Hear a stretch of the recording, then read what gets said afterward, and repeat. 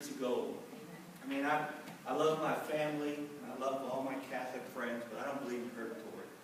I think that when you're absent from the body, you're in heaven with Jesus. And this woman, I mean, Jerry, I love what you said. I don't know where you went. And way in the back. But man, it was very somber. But I'm telling you, this woman was the life of the party. I mean, coming up, I mean, when we were little guys, I mean, she always wanted to dance. I mean, she just had such a joy about her. And she had the spiritual gift of encouragement. I mean, I can remember when I was this high to when I'm this high right now. She just had such a special gift of encouragement. So, I mean, what a blessing to me. She always put everybody else's needs in front of hers, especially her kids.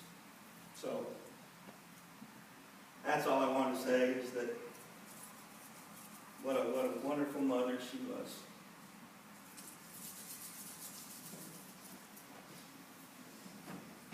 And I had nothing planned. I wasn't going to speak either.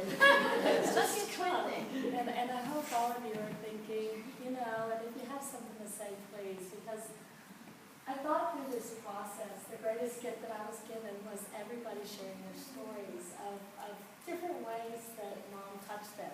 And through Facebook and lots of different avenues, how things that we didn't even know. And that's just such a blessing to us.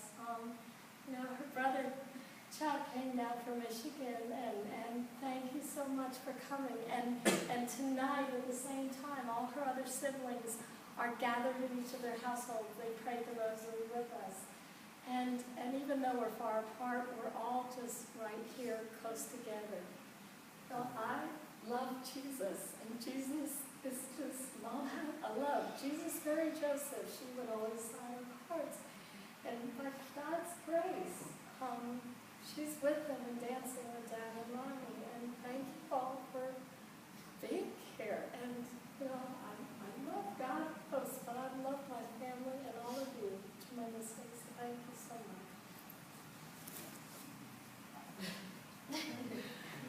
I was going to talk.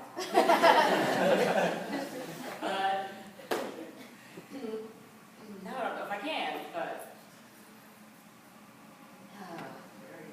one thing, I had a lot of notes written down, but I was so all over the map. Alzheimer's is just such a long goodbye. Here I go. But the nice part, Mom, when we were there with her at the end, just to share with you guys, one thing her best friend said as she came up and was with us is that, Mom gave us the final gift, and that was showing what a truly peaceful passing is.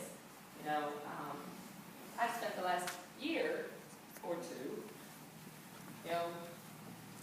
mourning the loss of the conversations and the Saturday donuts and the times that she would come out and our little shopping trips and our phone conversations. And, I miss my mom always telling me, Deanna, you're going. Slow down.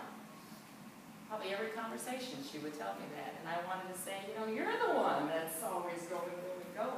Mom set the example of just, and I don't think she ever slowed down. She was always just tenacious about getting things done. Serene told us about when she was moving out of the house and she walked in and Mom was taking a hope chest, the big hope chest, down the stairs by herself. And, she was, and here I am, I'm all over the map. But what I wanted to share was that, as we all know Mom and her faith, anyone who knew my mother knew her strong faith. And so we were gathered around her, and, the hospice people would come in and say, she's waiting on something. She may be waiting on something. And, I'm thinking, well, we're gathered around, and Mom, it's okay. And we thought that Mom had already had the last rites, that she had already, had But we still got Father out there to come and say her last rites, because I thought, this is what Mom would have wanted, was to have a final blessing and to have him out. I'm going to honor my mother's wishes and respect her in every way that I can. And so he came out the next morning and gave her last rites, and it was beautiful. And it was shortly thereafter that Mom left us, but her friend Serene came in shortly thereafter and said, we said, we know that you had told us, that she had already had her last rites, and she goes, oh no, she hadn't had her final, her last rites. And I'm thinking, that's what Mom was waiting on. If I know my mother, she was sitting there going, Deanna Therese, give me a priest. And truly, Mom loved Silent Night. Just to share with you guys, she would keep, it was her mother's favorite song, and she would keep some music boxes around the house, and she would get teary-eyed because she loved her family and missed her family. And Kim and I sang Silent Night to her. And at the very end, when we literally sang Sleep in Heavenly Peace, and she went. And I'm emotional, but I'm also overjoyed because I feel like she is fully cognizant now. She is in all of God's glory. She is up there with her mother and her daddy and my father and Rod, and they are just in God's glory. And I'm happy that she has left the Alzheimer's behind.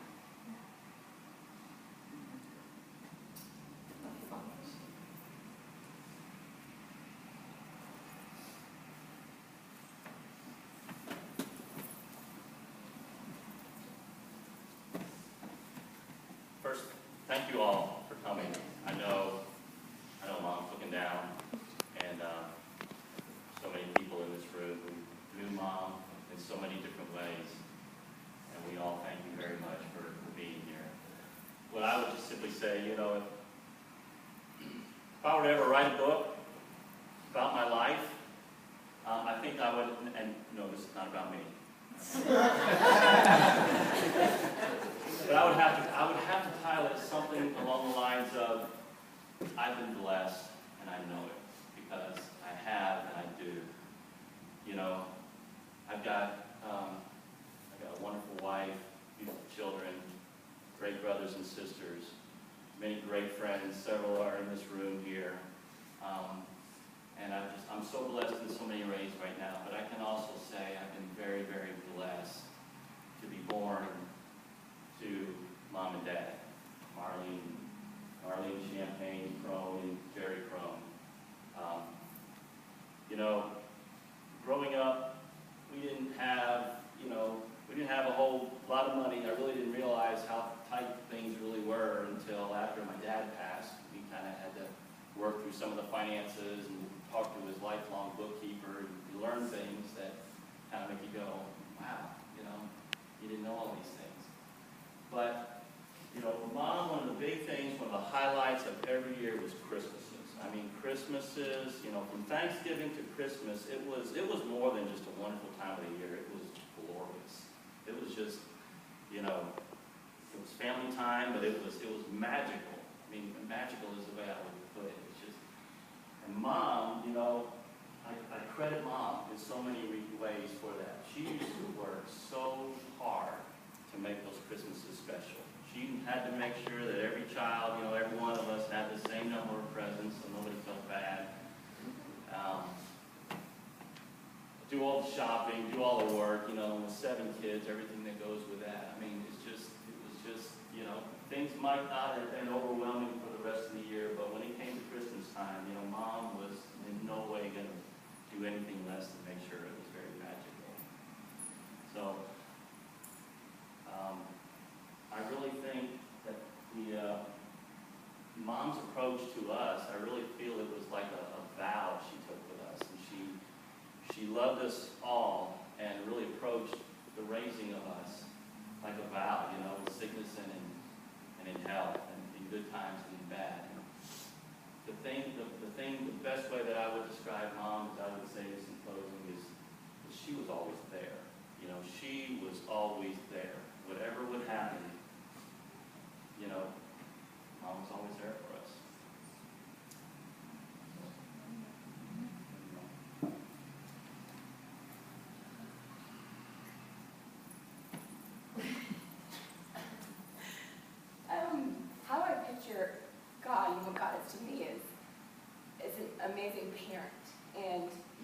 someone that wants you to experience joy, and the core of that is just celebration and dance.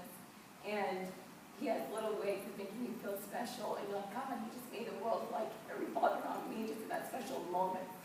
And Grandma, she was that parent, she just wanted the whole family to experience joy, and you come to any of our family events, and you will see dancing and singing, and I loved it because growing up, and I don't know if she just sits for me or not, but there's always candy and the candy bowl.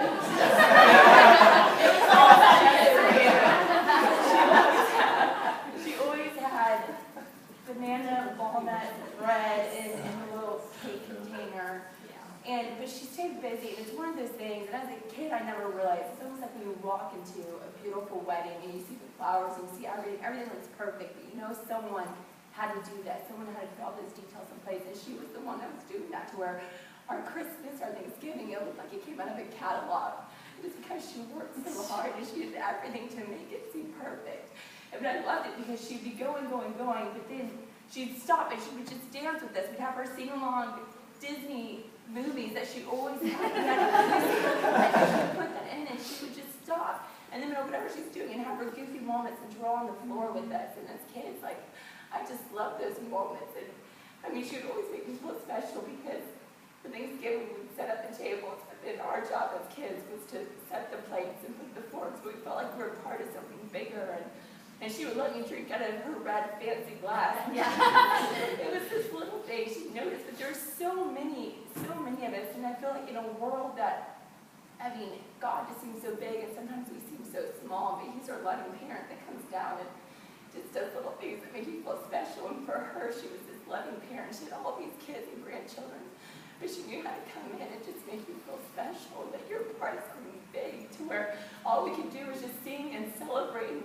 And I'm just so thankful for her because I have a tremendous family. I talk about my family all the time. We're the type of family where we're going on down a staircase and we're jam-packed in a building. Singing Christmas carols with me. That's from her and my grandpa. They were just such wonderful, loving people. And she was dedicated to her God, and she was dedicated to her family. And that is just the one thing. Her strength is incredible, and that is one thing we all take away. And I'm so thankful of that for my family and for my grandma. She was just amazing.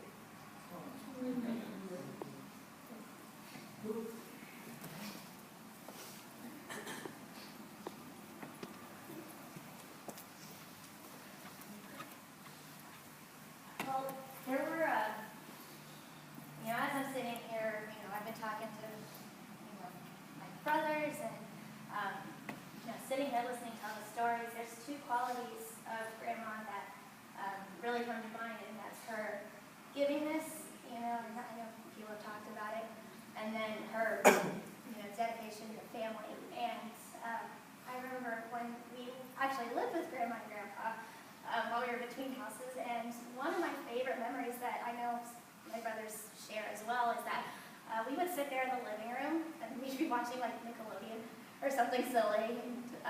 We would actually be making rosaries. Like, she actually would teach us how to bead the rosaries, and we all had our own little tool that we would use for, putting the beads on, and to knot it, put the knots in, and Child labor. yeah. Exactly. Well, but what was so cool is that we were making just countless. I don't even know how many rosaries we made. But I found out, actually, she told us when we were little, but I only just remembered that we were making all of those to give to the poor and to give, so that as, I guess, kind of a missionary work or something like that, but we gave them all away, and I thought, I only just remembered that that's what they were all for. I just remember doing that with her. And it was just such a giving thing, and to share the faith that she had with other people.